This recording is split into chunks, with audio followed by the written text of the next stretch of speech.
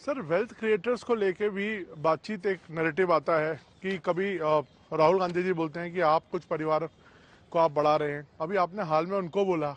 तो क्या लगता है कि देश में जो वेल्थ क्रिएटर्स हैं उनको ही उन पर राजनीति होनी चाहिए? मैं फिर कहता हूं, जो लोग ये कूड़ा कचरा फेंक रहे हैं उनको पूछो ये तुम कहां से लाए हो, उनसे बात करो भाई। आप उनसे तो कुछ पूछते नहीं हो, और इसलिए मैं समझता हूं कि ये चर्चाएं उनके साथ करें तो ज्यादा अच्छा होगा। सर, उड़ीसा में अभी चुनाव होने हैं, अभी हाल में उधर आपकी देखा जाए तो काफी अच्छे संबंध थे नवीन पटनायक जी के साथ। उन्होंने कई मुद्दों पर आपको सपोर्ट किया। अब आप लोगों का अलायंस नहीं है और आपस में एक दूसरे से लड़ रहे हैं, किस तरह से आप देखते हैं? हिंदुस्तान के सभी राजनीतिक दलों के नेताओं के साथ हमारे संबंध अच्छे ही हैं, और लोकतंत्र में हमारी दुश्मनी नहीं होती है, संबंध अच्छे होने ही चाहिए। अब सवाल ये है कि मैं मेरे संबंधों को संभालूं कि उड़ीसा के भाग्य की चिंता करूं। तब मैंने रास्ता चुना कि मैं उड़ीसा के उज्जवल भविष्य के लिए अपने आप को खपा दूंगा। उसके लिए मेरे संबंधों को मुझे अगर बलि चढ़ाना पड़ेगा तो मैं उड़ीसा की भलाई के लिए बलि चढ़ाऊंगा, और चुनाव के बाद मैं कन्विंस करूंगा हर एक को कि भाई मुझे किसी की दुश्मनी नहीं है। लेकिन 25 साल से उड़ीसा में प्रगति नहीं हो, और सबसे बड़ी चिंता ऐसी है कि कुछ एक ऐसी टोली है जिसने पूरे उड़ीसा की व्यवस्था को कब्जा कर लिया है। ऐसा लगता है पूरी व्यवस्था को बंधक बना दिया है, और जब इतना बंधक बना दिया है तो बहुत स्वाभाविक है कि उड़ीसा अगर उस बंधनों से बाहर आएगा तो उड़ीसा खिलेगा। उड़ीसा की अस्मिता का सवाल है। इतने प्राकृतिक संसाधन है उड़ीसा के पास, एक समृद्ध राज्य के गरीब लोग देख करके दुख होता है।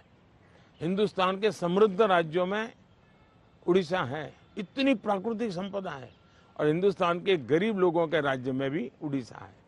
तो इसके लिए सरकार जिम्मेवार है, और इसलिए उड़ीसा के लोगों को उनका हक मिलना चाहिए। उड़ीसा को उसकी अस्मिता मिलनी चाहिए। उड़ीसा का भाग्य बदलने वाला है, सरकार बदल रही है। मैंने कहा है कि उड़ीसा की वर्तमान सरकार की एक्सपायरी डेट 4 जून है, और 10 जून को बीजेपी का मुख्यमंत्री उड़ीसा में शपथ लेगा।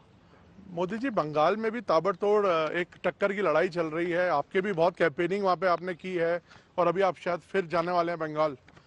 क्या लगता है आपके प्रोस्पेक्ट्स कैसे रहेंगे बंगाल में? एक तो मुझे लगता है कि एनआईए के जो फुट सोल्जर्स हैं, एक बार उनको वेरीफाई कर देना चाहिए कि वो कहां से रिपोर्टिंग आपको ये भेजते हैं। बंगाल के चुनाव में टीएमसी पार्टी अस्तित्व की लड़ाई लड़ रही है। आपने देखा होगा पिछले असेंबली के चुनाव में हम 3 थे, 3 में से बंगाल की जनता ने हमें 80 पर पहुंचा दिया। हमें लोकसभा के अंदर भारी बहुमत पिछले चुनाव में मिला था।